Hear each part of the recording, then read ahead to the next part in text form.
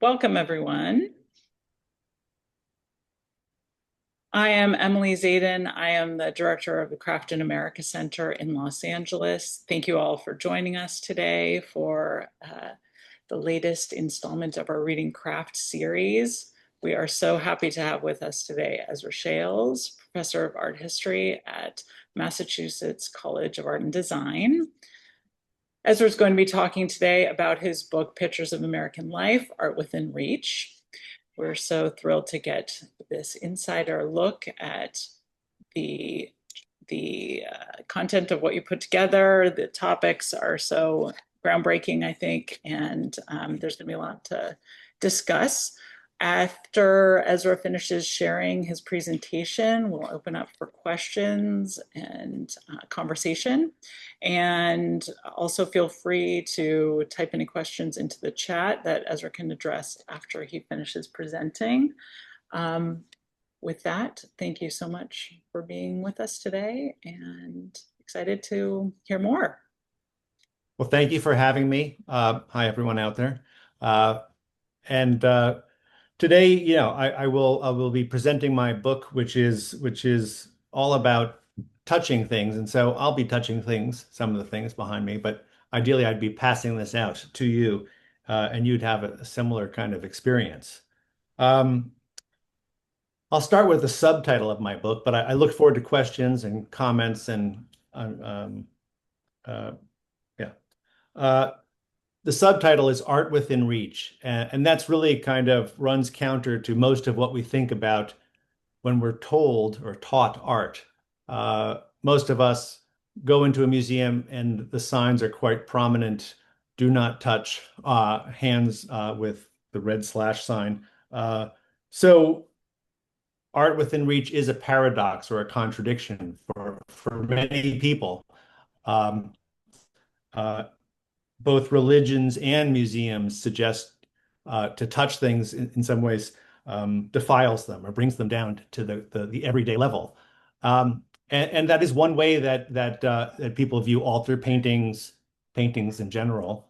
Um, and so this title, Art Within Reach, is something of an institutional critique of how we teach art and look at art and are taught to revere art, and also a provocation.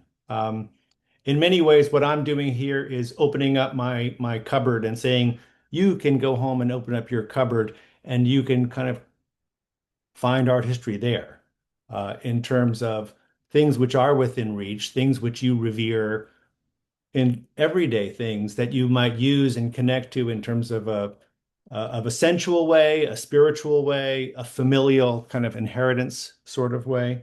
Um, uh, and I will say that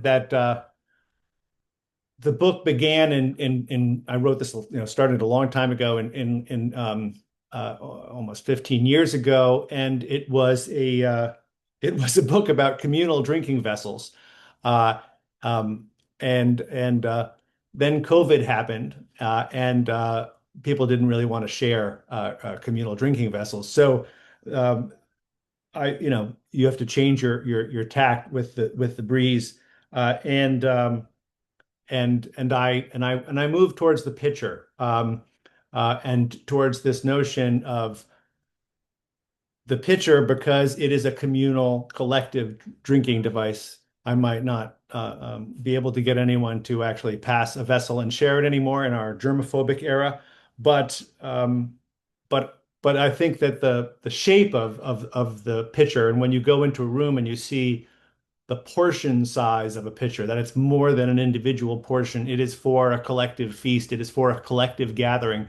There's something very magical about that. Which I try and convey, and through words, even though it's better conveyed through presence and touch. Uh, and I think that we go into many displays of cups or chairs, and those are all individual ways of enjoying decorative arts, design, craft, art, however you want to think about it. But there are things like benches or quilts made for large double beds, or pictures, which give this sense of collective engagement.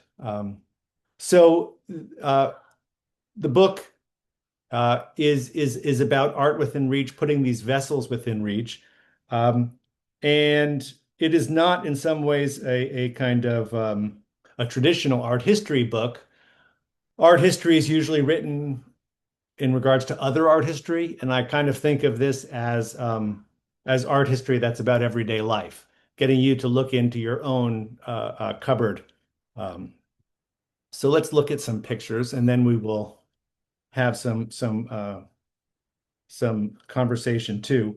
And of course, when I say let's look at some pictures, the pun of my book, in terms of the main title, Pictures of American Life, should be somewhat relevant or obvious here to you when I show you that this book, in many ways, is full of photographs that I took of paper, cardboard, or cardstock pictures. This might be from the Metropolitan Museum of Art. Uh, this might be from the Philadelphia Museum of Art. Um, and I've cut them out, and here I've asked this couple on a date at the Museum of Fine Arts Boston to hold these up. This was part of my idea of it comes out of teaching how to get objects which are usually stuck behind glass in vitrines alive and feel dynamic. And so here, this is what you're looking at is a jug, a pitcher made up in by the United States Pottery Company in Bennington, Vermont. Um, there's two different glazes, two different bodies of clay. We can talk more about that in terms of Q&A. It's thought to be made by an English immigrant, Daniel Greatbatch, up in Vermont, and it's considered one of the early original designs to could be made in America at around 1850. And then, of course, what's behind these paper cutouts and these living people's hands is a painting by George Inness, Blue Niagara. So the theme of the jug is water, water power, nature, waterfalls. People call it the Cascade jug. And you can see it as a celebration of nature, but you can also, as Niagara Falls was seen in the 19th century, see it as an emblem of power and of water power. So there are 12 different chapters in this book, which I call time capsules. And what I'm really trying to do is bring these objects alive by recontextualizing them, but also by revivifying them almost, bringing them back to life, and certainly bringing them out of the plexiglass in which they're often found in museums. Um, so there's a bit of play there. There's a bit of thrill, and here I did the same thing on the left. You're seeing pre-contact. Formerly, it would be called Anasazi jug or mug. And on the right is one of the earliest versions of what I did, cutting this out and holding it in front of my screen and putting it in a way back in Chaco Canyon. Um, so I also have drawings in this book that I made myself. Uh, the art historian Leo Steinberg encouraged me to draw. He said he always drew as he studied or drew as a way to study, kind of that whole making and thinking dialectic being pretty bound together. And so I kind of tried to do the same. Uh, the book brings together many different interests of mine, and those 12 different time capsules they run a range. You might not think of this as American in terms of pictures of American life and not fitting the title of the book, but there's also different kind of Peruvian objects. I'm holding one up now in my little cubicle on screen, a digital cubicle, I guess we can call it. And here you can see this is actually another strand of my life as a consumer. I bought this torn out engraving in about 1996, 7, um, at a flea market, and it's it's from a 1766 publication. I went to grad same book that this is from. Um, this object remained kind of unknown to me, unclear in terms of its provenance until writing this book. So to have something in your possession from 25 years later, being a way to access it, ruminate over it, was fascinating and fun. This is an image that was widely influential. It is a publication that circulated across Europe, and it here I'm showing you the print, and as well as there's an actual jug that it's based on that's in the British Museum, and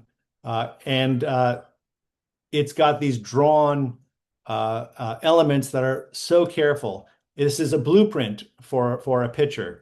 So in some ways, the book gets into this relationship and question between collage and cutouts and drawing and different ways of studying these objects, whether it's hands-on or whether it's somewhat filtered through these lenses of photography, drawing, and reproduction. But mostly we see really exciting jugs and in museums like this. And here are some jugs inside the Museum of Modern Art. They might be the only jugs on display at the Museum of Modern Art in New York City, and they're kind of hard to connect with when they're behind plexiglass. So I grew up knowing a curator and a sculptor who kind of opened my eyes to many of these objects. They also opened their apartment to me, and so here's an image of their apartment and of this other object I write about in the book. Um, this is not as old as that 1,000-year-old Chaco jug, uh, but this kind of double spout and bridge or whistling jug is really representative of forms made in Peru by the Chimu people. The Moche also made objects like this, and many people in the United States might not think of this as American history as well. Like the Etruscan jug that was circulated on paper across America, I think these were very influential and very important. These entered the Metropolitan Museum of Art as musical instruments back in the 1870s, and several were on display. And they're interesting to me because they are rarely seen as sculpture, but they are very sculptural. They are very abstract, as well as being representative of this animal head, as well as being instruments, tools. We don't know exactly how they sounded or how they worked. Um, but what really interests me about these objects is how they break those definitions of craft, design, art, and pull us into more complex areas of thought. So the double spout and bridge or whistling jug that you see is one of many things that I try and revitalize. And here's some of the themes of the book. Uh, if play is one theme with the paper cutouts and asking museum guards and strangers to kind of hold up these objects, um, I also engage in a kind of tactile reverie where I really have respect for workmanship. Uh, and many of the objects that you're going to see, like this Cascade jug, and even that, let me just go back, see if I can, yeah, this Chimu jug, these are molded objects. You can see the raised dots there, um, uh, and molded objects suggest that they were not unique. So many things in this book are about mass-produced or at least serial batch-produced objects, and respecting how they were made, and respecting how they were trying to connect with a larger group of people than simply a unique object. Oftentimes, many of those jugs are presented, even this Cascade jug is presented as a unique object inside a museum because there's only one. And if you saw the variations on the theme, you can see um, how inventive humans have been. So a lot of what's mass produced is also considered, you know, uh, because it's not unique. This is similar to because we can touch it, it's not art.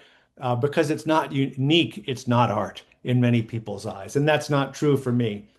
So recuperating, salvaging these things, and oftentimes buying them on eBay when they were once revered or considered art is part of the interesting process of the book for me.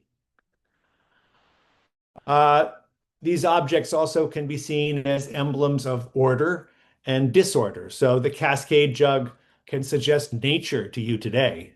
But as I said, it also might suggest industrialization or harnessing Niagara Falls or the Geneseo Falls in upstate New York and Rochester or Patterson Falls in New Jersey to make cloth, to power machinery. So if you look at this as someone might in the 1880s, they might see harnessing nature, not nature untouched. And that's an interesting question and theme also that I'll explore in terms of domestic furnishings, whether those shift our perception when they're in the home. And lastly, I'd say the strongest theme is empathy for the past, reverence for the everyday. So you can put your cheek or your lips against one of these jugs and drink from it, and think thousands of people have done that before.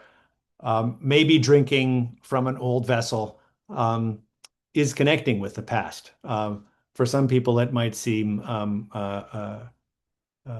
dirty or cracked, and they might worry about things like that. For me, in some ways, this is a kind of the wonderful way in which history is a kind of a salve, and the way the history in an object like this can make you feel, as the ocean can, that you're connecting with this larger tides of humanity. In terms of commodities, this is I think, slightly amusing picture I made of a picture in the Yale University Art Gallery.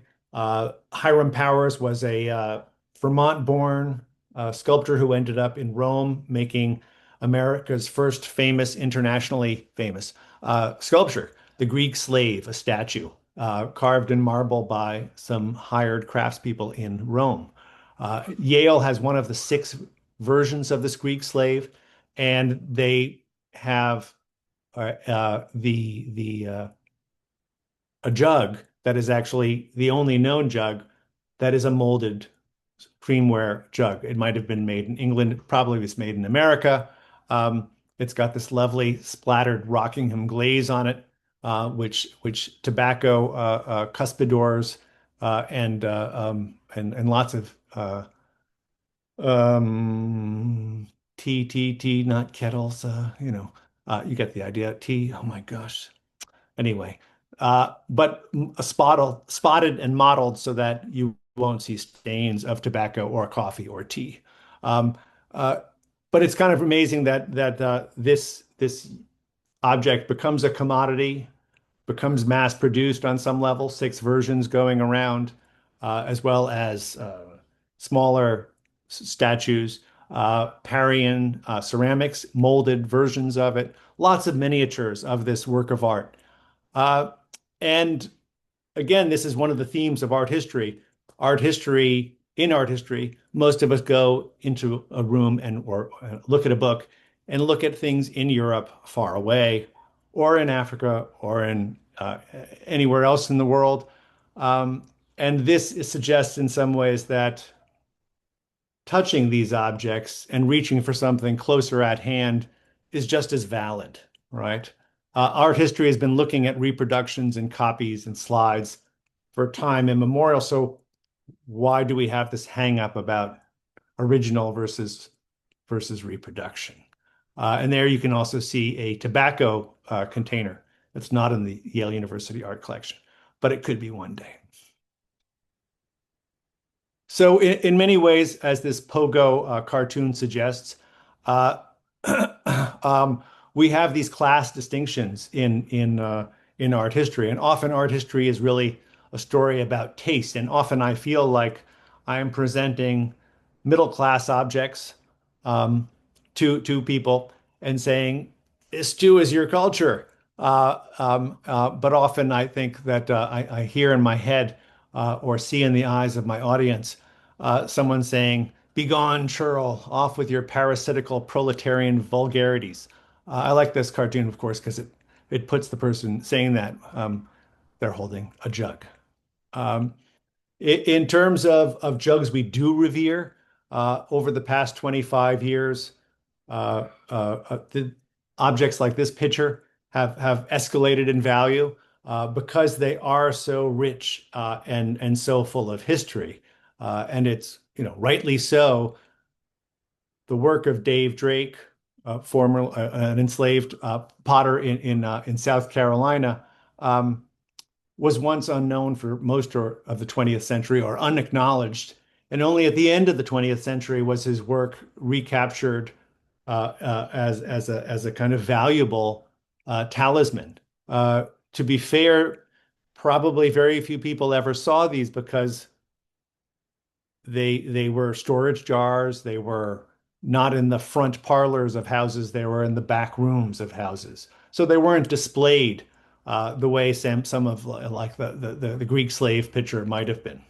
But the David Drake's pot here is fantastic. This jug actually says Lewis Miles says this handle will crack, and you can see he's taken a nail and inscribed that LM says this handle will crack, and dated it. So if a ceramic object is an amazing diagnostic of time, and kind of shards are things we dig up that archaeologists dig up in order to figure out what was when and what happened when. This is fascinating because this object is actually shows an enslaved person making fun of their owner or speaking back to their owner, and also being literate, being playful himself, and kind of almost using his labor to evade his bondage in a sense, or transcend it in terms of power relations. So there are jugs like this that we do revere. Uh, this is a David Drake pot as well. It's not signed. Most of the David Drake pots that are deemed incredibly valuable are written on and have his poetry on it. Um, uh, this one is cracked, has this patina of use. And this is a slide just to suggest that, that patina of use is another way to kind of connect to time past, and also to time past when people cherished objects and might have spent more fixing objects or spent time fixing objects, spent more investment on that than going out and buying a new one. Sometimes it might have been repaired uh, out of need, and I think the Dave Drake pot, that jug with its wired handle, was probably, made out of need and out of want. But some of these were fixed because people did enjoy them, and that's certainly true of this jug. I just had that on the previous slide where you can see that those staples and that mend, and you can see what I'm pointing to in my little digital cubicle. I'm going to use that phrase from now on. This jug by Charles May is one that you'll see you can find on the Victoria and Albert Museum. But instead of showing the patina of use, or one that is cracked and been repaired lovingly, what we usually find on museum sites are the pristine ones. I love the fact that I could buy this on eBay for $40 when it was once exhibited at the 1851 World's Fair. You can see it in that lower corner of the screen. There's a little engraving of it that appeared in the printed catalog. And in some ways it's great that I could buy it for $40. In some ways it's crazy that this complex, maybe 12-part plaster molded object, which was celebrated in its day, uh, is a discarded object today, right? So the art that is tossed from the past into the past into the waste bin, should we rescue it? And what might it mean? What does it signify? What messages did this send to the people in its day? Uh, this company made many different versions and variations of these objects. They scaled them large and small. This is what I'm talking about when I talk about respect for workmanship. If you look at that strap handle, you can see the same bearded face, large and small. You can see this is a different May jug called the 12 Apostles jug, but of course you can find the large version which has no apostles and only windows. So scaling these up, scaling these down was quite a skill. There was a reducing machine and calipers that were used, um, and and, uh, and these are pretty remarkable. These Victorian jugs are often looked at as kind of gimmicks and also as sentimental and cliche today. I find them wonderfully curious and interesting. They're kind of like our themed restaurants that we still live in today, or inhabit or use or find in our wanderings. And here you can see on this on the Minster jug, which I just showed you a minute ago, uh, the handle in great detail. The handle is almost like um, um, the tracery is almost like an architectural tracery, and that trefoil thumb rest, and you would of course use the jug by sticking your hand through the window, rather curiously, which is a strange way to hold the jug. Uh, and the range of these jugs suggests that one could be a grapevine, one could be a hand there holding on to what is a horse's tail, the blue one.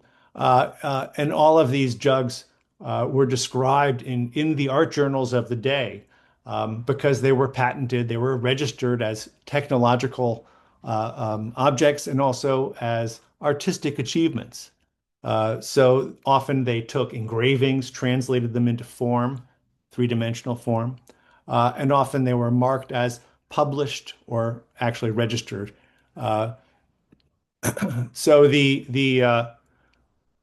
stories on these jugs are interesting in terms of the Tam O'Shanter blue jug, the Raphael mother and child on the right. But in many ways, after writing this book, I realized that and this is the only, this is the reason you write books, is to have this journey of kind of self-discovery and recovery. I kind of began the book with this Chypriot Skyphos, which you see, and the then I end the book with this Rubbermaid jug, which you see behind me here. Um, and in many ways, these are this beginning and end very much uh, grounds the book in terms of a personal um, journey of sorts. The Chypriot Skyphos was a wedding present that my parents received from my uncle, and I looked at it, and it was up high, and I kind of thought that was a kind of creepy facial resemblance, um, in terms of the markings on it. Whereas the Rubbermaid jug I used every day, or every other day at least, to mix my orange juice concentrate, and to um, you know go from the refrigerator to the breakfast table. in the kitchen. So that uh, these are both rituals, and they're interesting ritual objects to think about as ritual objects, not just as one being useful and one being art. They both were art. They both were important to me. Uh, when no one was home, I kind of pulled this little wobbly black plastic stool over and kind of climbed up to touch this object because I thought it was so magical, beguiling, slightly sinister, but really interesting and beautiful. It was the oldest thing in the house, and it had this kind of charm. In terms of writing the book, when writing the book, I realized this too had an interesting history, and we often overlook Cyprus. We know we study the history of Greece, we study the history of Egypt, and here's an object made in Cyprus that kind of shows those circles overlapping culturally because you have this beautiful Egyptian lotus leaf motif drawn on the midriff of this skyphos. Um, and so here, this is in the Metropolitan Museum of Art today. It was interesting for me to find these things again having great value at a certain point and then dipping down. And the question for me is, is art history going to be about taste always and kind of about these trajectories of taste? Um, uh, in some ways to shift away from the traditional narrow lens of or range of what is fine art, paintings and sculpture.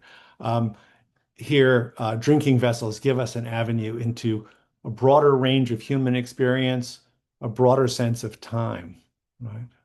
And that's a really ridiculous collage I made of an image of orange, a massive orange display made out of oranges at the Columbian Exposition of 1893, suggesting plenty and this sense of Americans, America as a cornucopia. And next to this Rubbermaid jug, which of course the orange, in some ways I think signified the juice.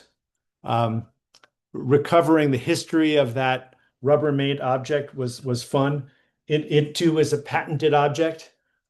It too can be seen as sculptural, and its geometry as kind of uh, beautiful. It too has a kind of larger context that you can place it in. So there's other patented plastic objects made from between 1965 and today.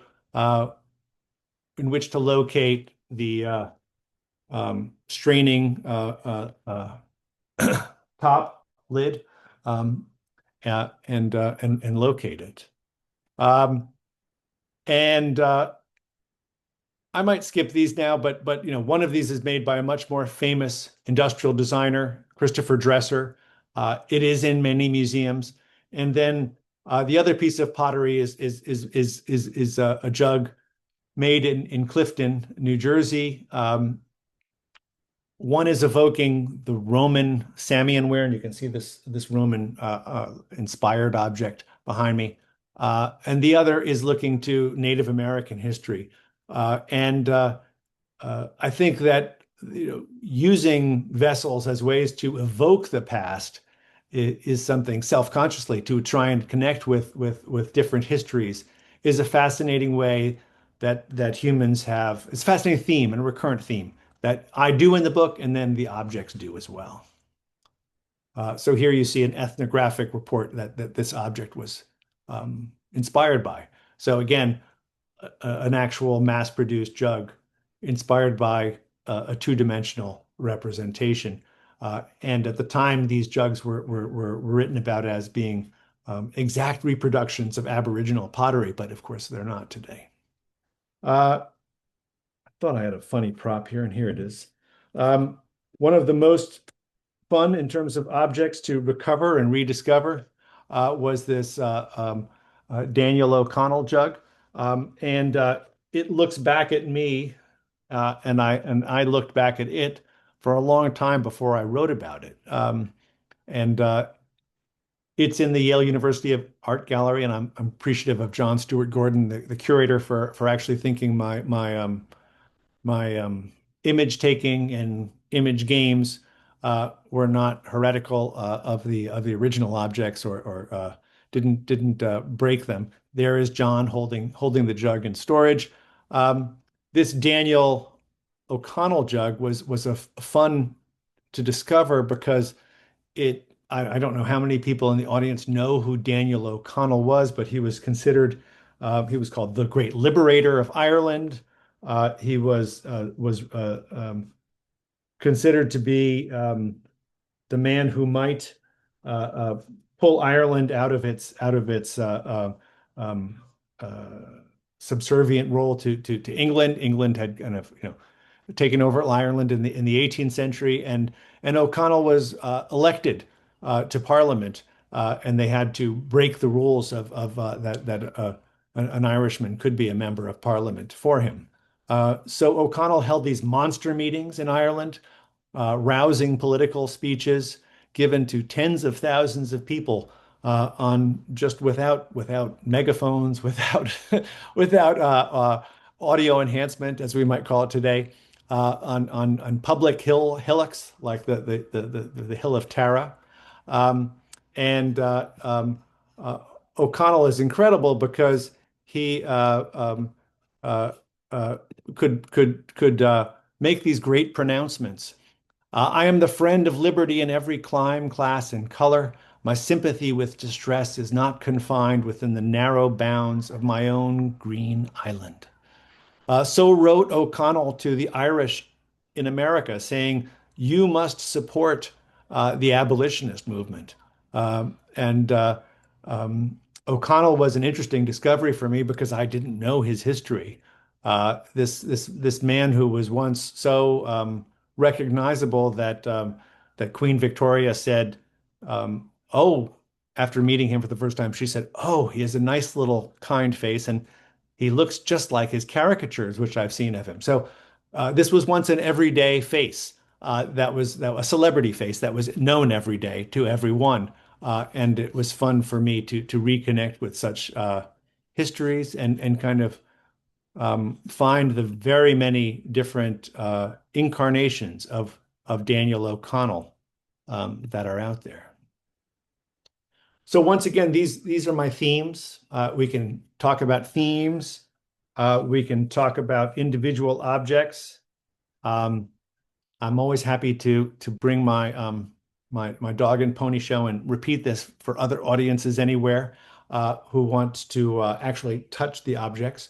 Um, uh, but just to recap, I don't need to recap and read these. Um, but just to recap the jug is this kind of fundamental technology. And I really want us to see it as a kind of social technology that reminds us what social engagement can be.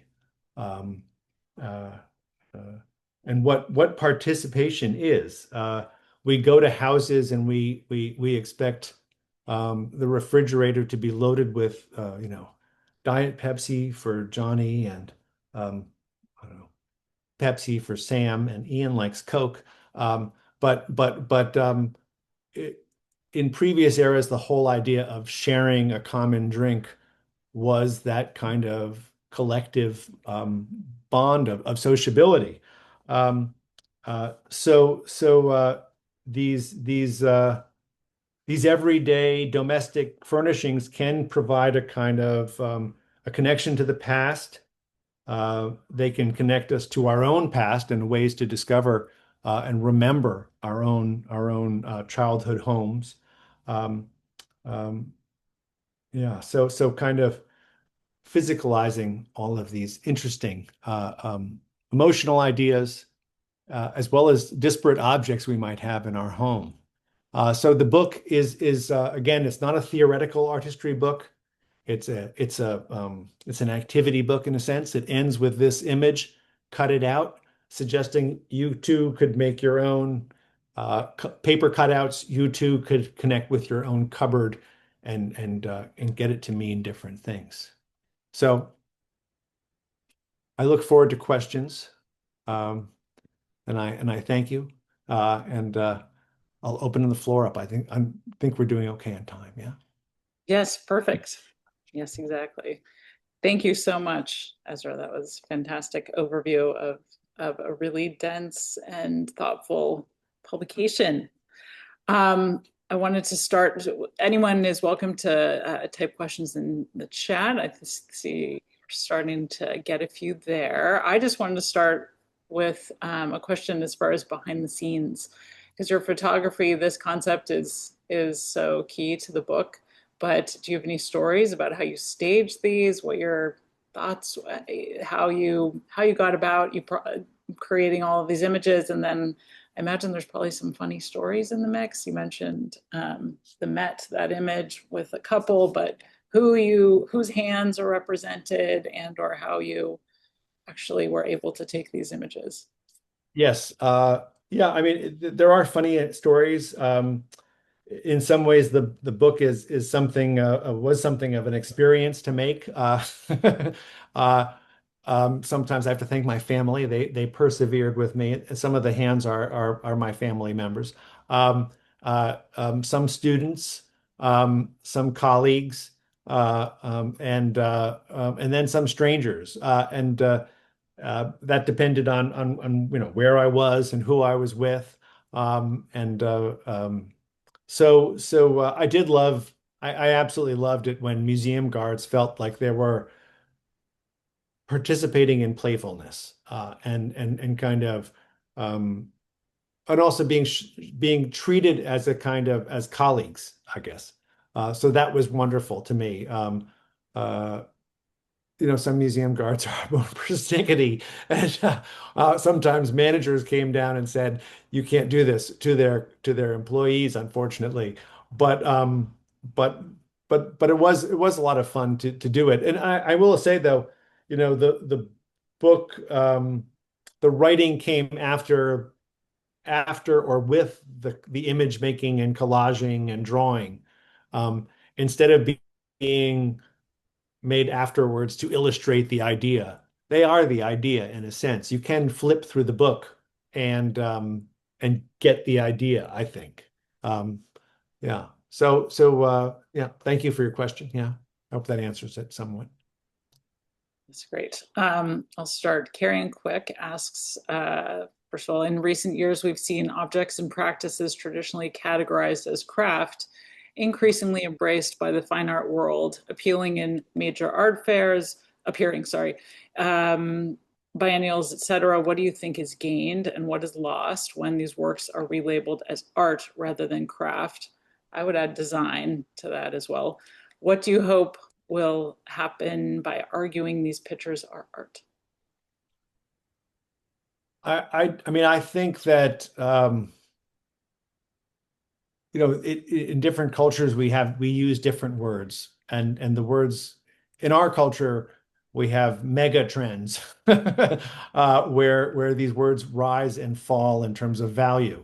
Um, so I started my research writing about the industrial arts and commercial arts. These are terms that people used in 1900, 1920. Um, no one calls sculpture the plastic arts anymore.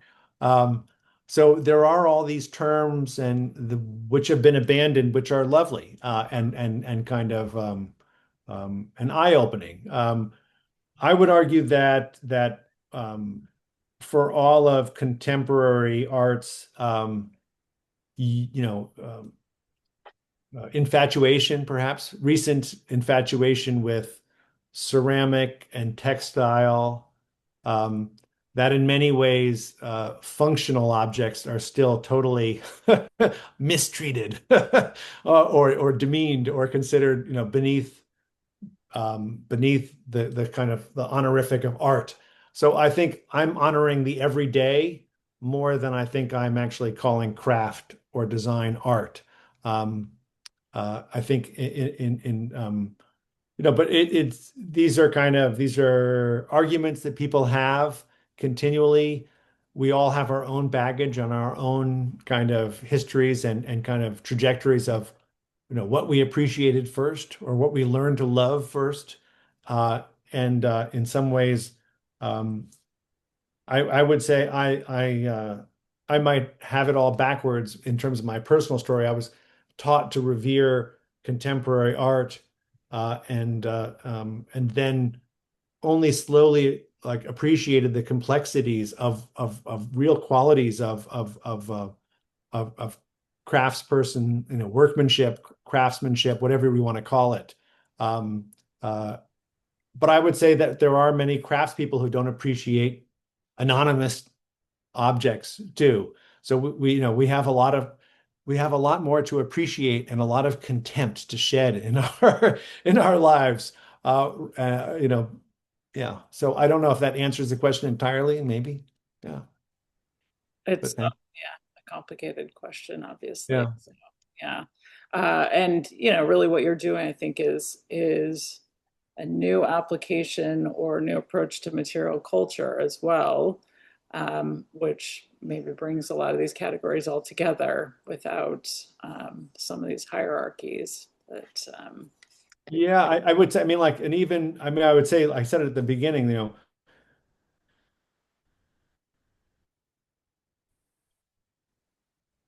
oh no, I think you've. a lot of philosophy about philosophy, but it's not about, can you hear me? Yeah. Start Oh, okay, again. yeah. Okay. So a lot of philosophy is about philosophy. So a lot of philosophers write about other philosophers. Um, and then every now and then, you're like gobsmacked by a philosopher who writes something that you feel like, wow, this is about everyday life. So I think that ideally, those epistemologies and those, that's what I want to do with the book. I want to, say, pull people back into the act of reverie, and kind of write an art history that connects them closer to their everyday life experiences. Not say you're wrong about art or you're wrong about craft or, you know, so many people. I mean, I love the phrase material culture, but that too is something that some people say, oh, that's an ugly term or ungainly or, it's not. I don't know. I mean, I don't mind being called a decorative arts historian, an art historian, a craft historian, a design historian. Um, it's all about whether we talk about, you know, rich objects that hold rich history, or that really, send relevant, urgent messages about, that are culturally significant, right? We have a question about what got you interested in all of this. You mentioned communal vessels were the origin of this book 15 years ago.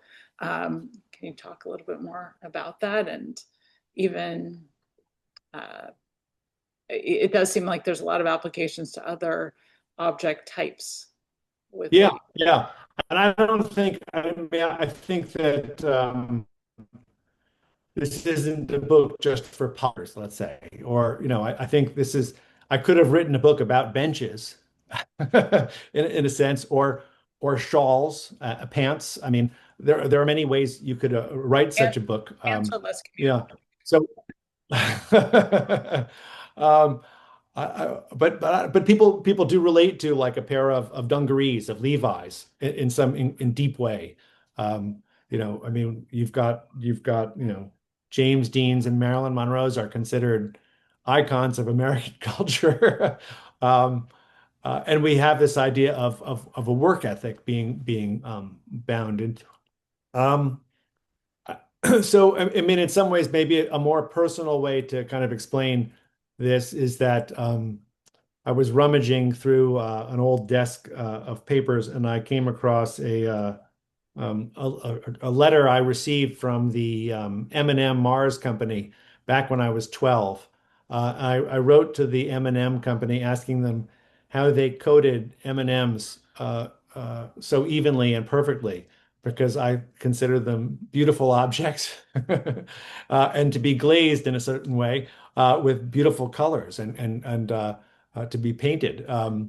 Uh, and they wrote back to me that it was proprietary information that they couldn't share.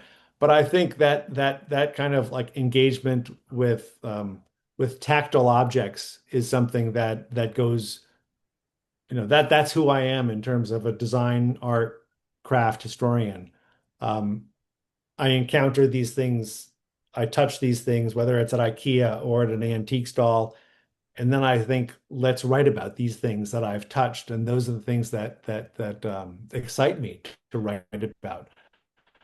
I've never, some artists write to me and say, "Can I send you 10 slides and will you write an essay for me about my work?" And I say, "Well, I really only write about things I go and look at, and touch."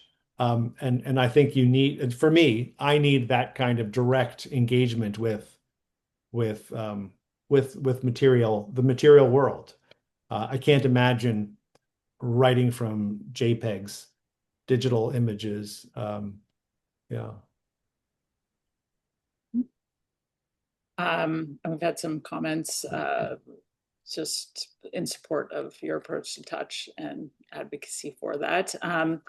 Myra Moonlich Gray, who's represented in the book, is with us, and she asks, did you intend to tease out a connection to design within reach in the subtitle? And does in reach make any connection to value?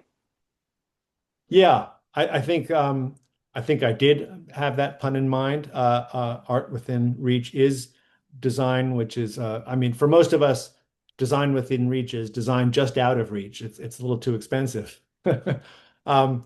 Um, and the second part of the question was, Could the connection to, does in reach make any connection to value?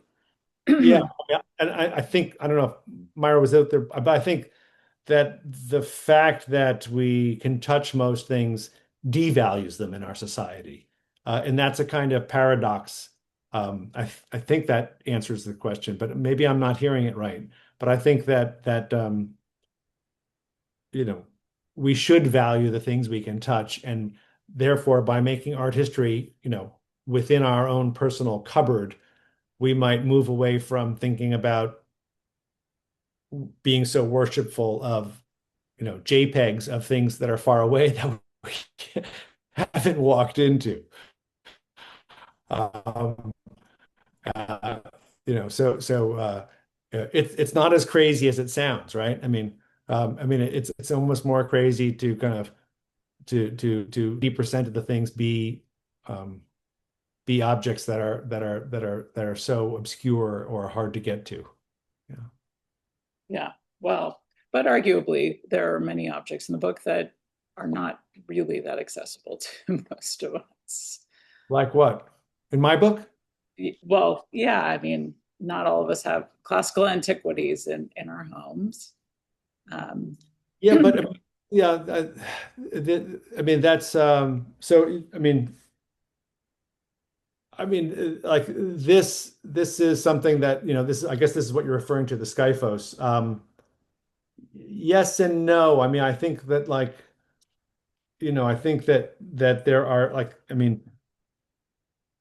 or this object I mean these are out there and they're kind of it's ridiculous. Not all of us have antiquities in our home, but like this is a kind of a jug that I moved at the Brooklyn Museum of Art that's in the book. And part of the book is are things that I've touched as an art handler working on the installation crew and museums. Um, but in terms of we live in this moment where everyone does these like land acknowledgments, but the fact of the matter is that most MFA students sell their pots for 3 times the cost that you can buy something like this at auction, because you can still buy antiquities at auction for 100, 200, 300, $400. You can. You might not grow up with that Chypriot Skyphos in your house, but you can easily acquire one for much less than you can, buy a round trip plane ticket to Europe.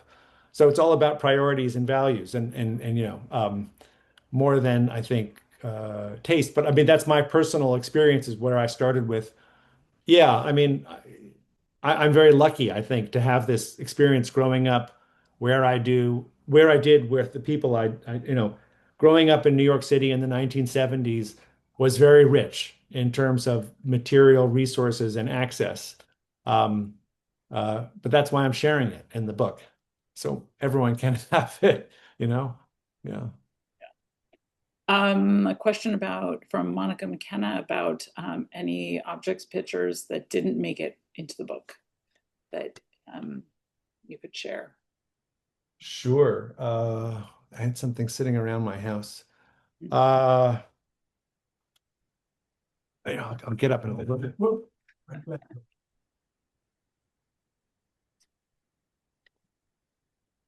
Well, I mean, I will say there were contemporary artists and contemporary makers, whatever you want to, I mean, they might, however they define themselves, whose work I wanted to include, um, but who said, oh, that might look like a face jug that I make, but in fact, it's art. It's not pottery. I don't want it to be in your book. um, because so these old categories do weigh heavily still today. And I was sad, it was someone who I was acquainted with for over a dozen years and I've known professionally and worked with them. I was kind of shocked. And she said, well, it doesn't have a bottom. My jug doesn't have a bottom, and therefore it's not functional, and it shouldn't be in your book. But I think that many of these objects were talismans, were, you know, and life is not that evenly divided, or kind of objects don't behave so simply. What is an icon in one culture could be functional in another culture, or vice versa. Something that is functional but could become something that's worshipped. Uh, so here is a jug that I purchased on eBay again. Um, and it's an image of it's a racist caricature, the image, even though it might not register with you, but it's an image of someone. It's called, an image that was on much sheet music, and the song was "Jump Jim Crow." Um, so it's an image of a man, Daniel Rice, who performed this dance and this caricature in blackface. So, right, with suit on his face. Uh, um, is it it's in some ways a representation that's toxic, but it is representation of a kind of international flow of ideas and images in the 19th century, which you could say, still happens with television or the internet today. Um, and it's interesting. I really bought it because I was teaching a class on the banjo as American material culture. And this made in England jug with an image of an American performer is a fascinating object and kind of collision of kind of questions. So, um, like, I'm interested in objects like this that are like, it's explosive, even if it might look inert or calm to you, um, but it's potent, I think, on so many levels. And some things like this, I didn't want to put that in the book because it is toxic in a sense. Um, some things I think you have to say, no, I'm not going to represent this again or publish this. So there are lines you draw with different criteria depending on the stories and the people and the places. Yeah.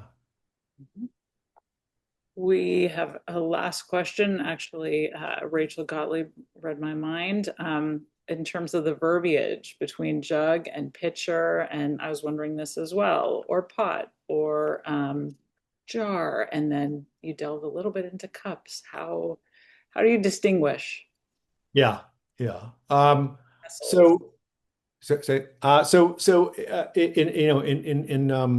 in England, people would use the term jugs, like um, I think in America that a title like that might get me in trouble more. uh, uh, Here in Boston, when I told people I was writing a book about pitchers, they were sure I was writing about baseball. So I mean, this verbiage, you can look at the verbiage in our small world, or you can look at it in the big problematic world. So jugs and pitchers, um, uh, are they different? I address this a little bit in the book. The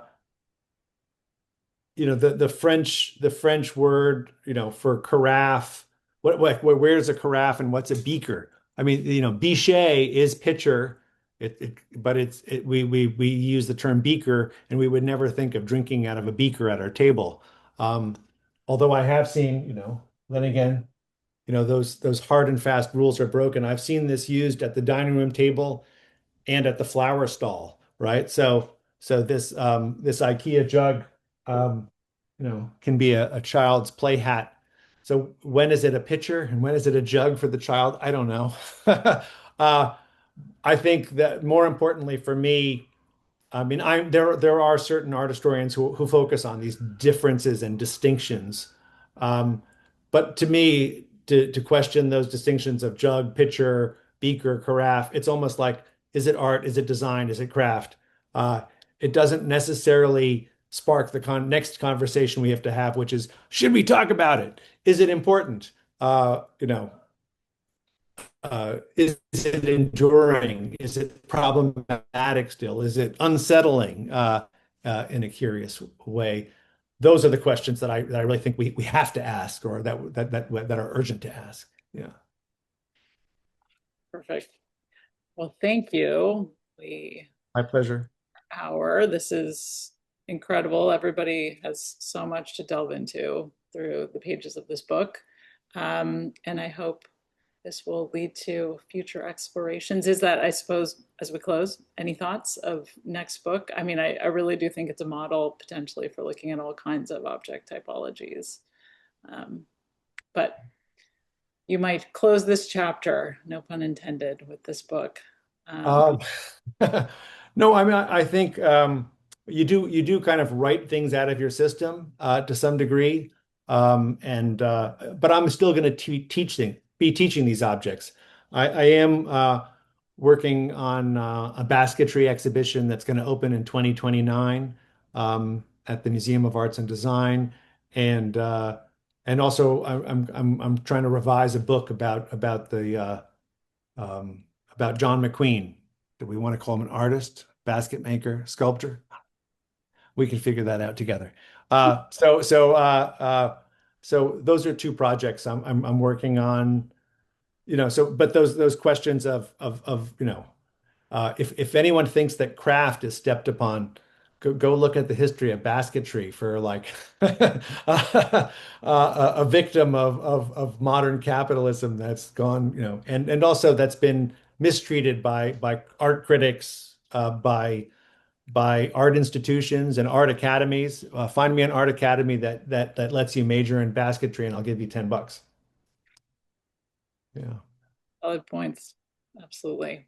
Okay, well, thank you so much. Thanks everybody for tuning in, joining Thanks, us. everyone. Yep. And feel free to email me if you got more questions, um, Send or them or if you my way. think I didn't answer a question. Okay, Thank you. so much.